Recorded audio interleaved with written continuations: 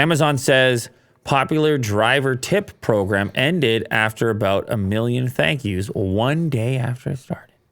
Yeah, remember that article that we talked about?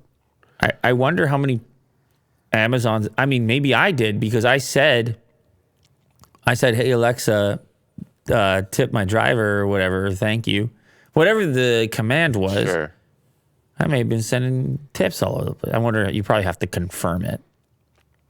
Yeah. So the promotion was announced, and 1 day later, they hit their goal of 1 million tips. Jeez. The company said that the program would apply to the first 1 million thank yous. A day later, all of the company-backed $5 tips had been given out, the company said.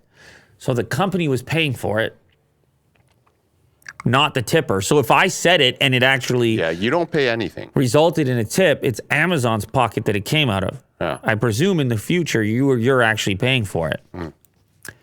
In addition to the $5 tips, the 5 drivers with the most thank yous would be rewarded $10,000 plus an additional $10,000 to the charity of their choice. I remember this story. That didn't take long. No.